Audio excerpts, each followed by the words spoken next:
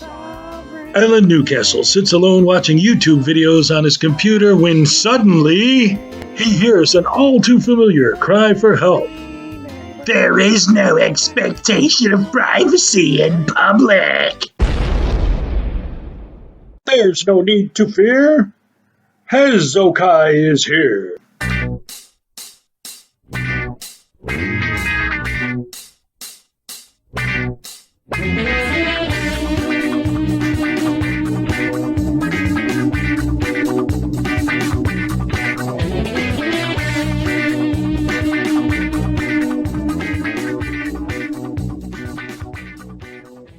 In the modern world, where almost everyone has access to a video camera through their phone and most people have their phone with them at all times, it seems only natural that it would become much more difficult for police or any other government officials to engage in any sort of unnecessary violence or illicit public activity without someone having the opportunity to capture video evidence.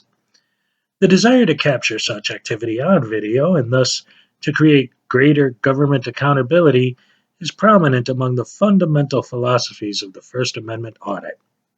However, the movement has managed to grow and morph itself into a hodgepodge community of YouTubers, very few of which actually care about creating any sort of accountability within the government. It is dominated instead by a ragtag group of former criminals, adrenaline junkies, and those who view the movement as nothing more than an easy way to get paid for being a jerk. Today we take a look at the good, the bad, and the absolutely despicable dregs that make up the First Amendment auditing community using the Iceberg format. So sit back, relax, and get ready to see some of the best and some of the worst of what many of us now refer to as frauditors. On its surface, increased transparency for government agencies and their employees seems like a no-brainer. After all, no one wants to find that their tax dollars are being used to pay someone a ridiculous salary to sit behind their desk playing video games or posting on Facebook or the like. Wasted tax dollars does in fact seem to be of great concern to many of these audits, the basic idea being that they're auditing what our tax dollars are being spent on. As with transparency on the surface, being able to hold government employees accountable for their actions seems to be a fundamental ingredient to the continued operation of a fair and just government. By filming the actions of said government employees, the stated goal of the auditor is to increase the level of transparency. Civil rights are key to the idea of an audit, with a primary focus on the First Amendment, hence its namesake, First Amendment Audit. Freedom of speech, press, and assembly are indeed asserted by most auditors during their audits, with freedom of religion being mostly ignored. In fact, as you'll see as we get deeper into the iceberg, many on the frauded end of things love to audit churches.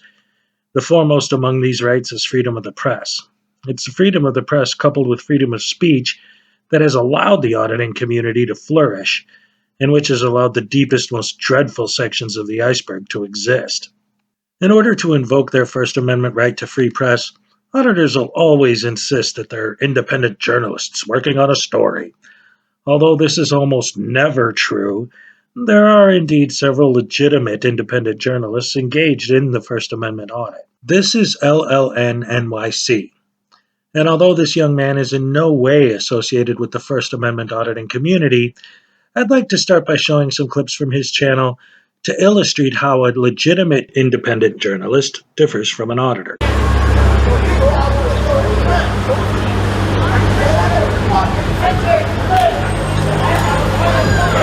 Notice, for example, how he maintains a reasonable distance from the scene without having to been asked to do so, and how he also doesn't scream at the cops and distract them from what they're doing.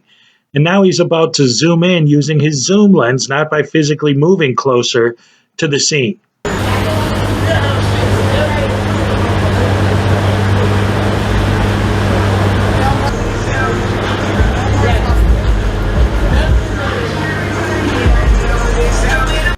After a few more minutes of filming the scene, he actually legitimately interviews witnesses. All right, guys, live in the area? Yeah, like I live. Reaction to this corrections officer. I live it's another guy. I live right around the corner. It's kind of weird to see like something like this happen right around the corner because we were just going to the bodega and we had no idea this was happening. Ever seen anything like this before? No, never. Not in Astoria. Like I think it's supposed to be a good neighborhood, but you know, shootings, stuff like that. Never seen this. This is crazy. This next clip illustrates how he's actually filming something for a story. It begins with him filming the street that it happened on so he could report on the exact location, and then he films a water main break.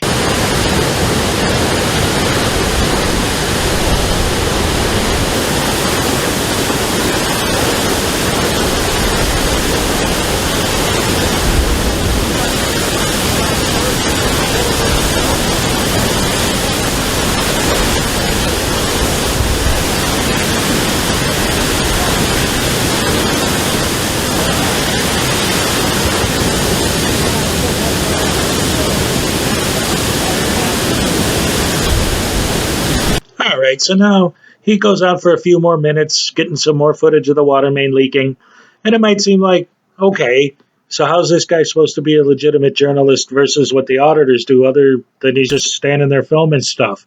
Well, let's take a look at where the water main footage he took ended up. Part of Paramus plunged underwater this morning after a 36-inch water main broke overnight. Eyewitness News reporter Crystal Cranmore is live in Paramus as crews are trying to work to fix that main. Crystal? Good morning, Ken. Yeah, that water main break flooded several parking lots along Route 4 here in Paramus. At this point, Veolia Water Company is here trying to quickly repair that break. Let's go ahead and look at this video. This 36-inch water main break started a little after midnight, turning the area into a raging river. Crews closed Spring Valley Road between Trinity Court and Brookfield Avenue as they try to shut the main. Now, the water has been flowing toward nearby residential communities. Local police departments taking to social media to let residents here in Paramus and Rochelle Park know to expect low water pressure this morning. Now, at this point, it is unclear just how many customers are affected. We are waiting word from Veolia Water Company in terms of when water can be fully restored. For now, we're live in Paramus. Crystal Cranmore, Channel 7 Eyewitness News. Now, frauditors always say when people ask them why they're filming and who they're filming for, after they say, well, I'm a journalist working on a story, when people ask them when or where the story is going to be published, they'll never tell you. They'll never say, because it never gets published. We're always waiting for the story and we never see it. Sure, they put the stuff on their YouTube channels, but this is a journalist filming something for journalism and getting it published through a legitimate news source, a legitimate independent journalist doing legitimate independent journalism. So now that we know what that looks like, let's start to dig a little deeper into the iceberg and see how it all begins to go downhill. The tip of the iceberg. An audit, in and of itself, is not a bad idea. In fact, quite the opposite. However, it's the way in which the audit is being conducted, not the audit itself, that has become a problem. No, hold on. No, you can get the fuck out of here now. Okay, well, what are you doing here? You too. That's about what we needed. So first of all, I'm not taking You too. orders If you touch me, this is your final warning for both of you. I'm a pepper spray you ass. Have I touched you yet? I'm a pepper spray you ass if you touch me. Did I touch Do you understand that? But did I touch Do you understand that? No, you were I trying touch to. you? You were trying to. No, I was You're trying to lucky. touch your You're lucky. camera. You're lucky. Pal, nobody touched you. A reasonable, well thought out, properly conducted audit can and does exist. However, it is, unfortunately, quite rare. One of the more popular forms of auditing is called cop watching. It is, at its best, quite literally that, watching cops. However, at its worst, it becomes cop baiting, which we'll cover more detail as we move further down the slippery slope of stupidity yet to come. This clip is from Ironton Auditor. He began auditing when he unwittingly fell into the clutches of an infamous frauditor con artist known as Delete Laws. It did not take long, however, for Ironton Auditor to realize he was being duped, and has since shifted his attention to legitimate cop watching. Looks like Patrolman Blankenship, and I'm not sure who the other officer is yet. It is also Patrolman Blankenship. Both of them on the scene tonight.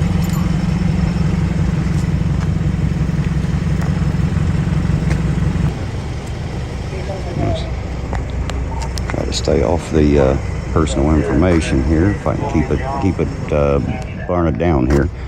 He's calling it out pretty loud over the radio there, so I'm trying to walk away, guys. That's the only reason. I don't want to dox anybody. Don't need no personal information on here. You want to tell us what was going on? He rolled through a stop sign back here. Just performed a traffic stop, just to kind of see what's up. Freedoms are like muscles. If you don't use them, you lose them, is a common auditor phrase. However, both LLNNYC and Ironton Auditor are shining examples of how to flex your freedoms without being an obnoxious, overbearing, narcissist dolt, which leads us to the next level. Beneath the surface, challenging public officials. As we begin our descent, we find ourselves immediately within the realm of the frauditors, not content to simply film interactions with public officials, but challenging them.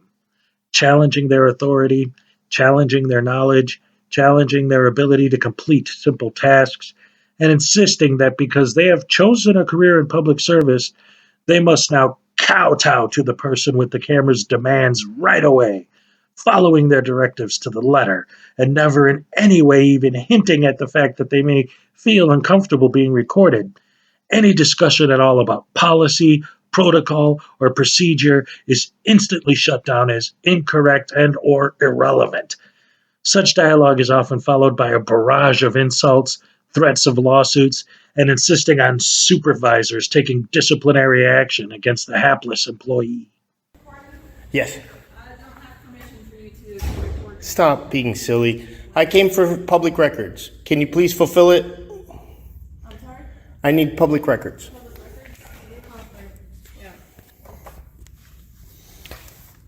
I don't appreciate being on your camera footage. Find a job in the private sector then. This is a public service. Okay, but I still have rights. And I also... You have duties right now. And you're reporting me as a female, and I don't appreciate that, so... Listen, I'm a feminist and I don't appreciate you using the female card. Okay? Someone will be down with you. Okay, I just need you to take my records request. It's that simple. I'll be right out of here once you do. I got a call about this place because of the same situation. I didn't believe it. We have a freedom of the press. It's the First Amendment right, and the Public Defender's Office should know that. What's your name, miss? My name's Casey. Casey what? You don't need my last name. Yes, I do. I pay your salary, so give it up. No, you don't. Okay, what's your name, miss? Brianna. Brianna, do you have a last name? It's Brianna.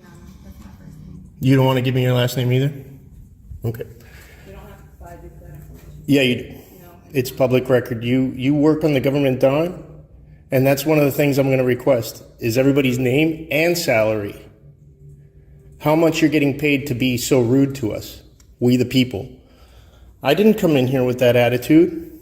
We have someone coming down to speak with you, sir. Okay, but for future reference, the only power that people have is your reaction, okay? Does that make sense?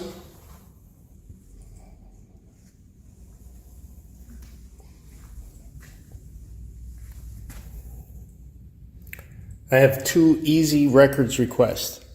Okay, and somebody's coming down to help you, so you can take a seat and get out of our face because you're making me nervous. I'm not in your face, first of all. There's bulletproof glass between us, so again, stop being silly and just take down the request like your job asks you to do.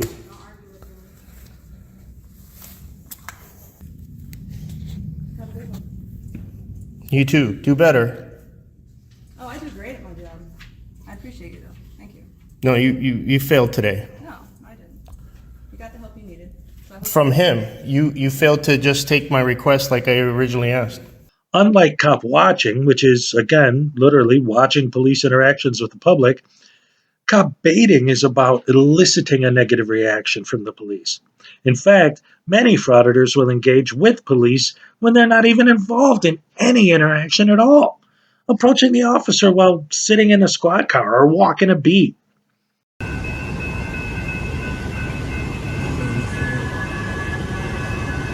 Hey, brother. Yeah, what you working on today, brother? What's going on? Nice. So you're just hanging out in case something happens? Cool, man. Appreciate that. How seriously do you take your oath to the Constitution? Not seriously at all. It's a serious question. You don't take do you even know the Constitution? You don't. We pay you money to know that, old man. Nobody knows the Constitution. Whenever you talk to a cop about the Constitution, they roll the window up in contempt because they don't know it. Because he's a loser. Coward. You're a coward, sir. You're a redcoat. You're a redcoat coward that doesn't know the Constitution. People died for the Constitution, sir. People died for the Constitution. Yes, I do. You took a sacred oath before God and your countrymen to understand the Constitution. I just need you to tell me the First Amendment, and I'll let you be on your way. Yes, I need the First Amendment. You don't know it. You don't know the Constitution. What? Tell me. Tell me then. You don't know it. I bet you $20. You're a coward, sir. You're a coward redcoat. What's his name? What's your name and badge number? Just sitting here. Just sitting here.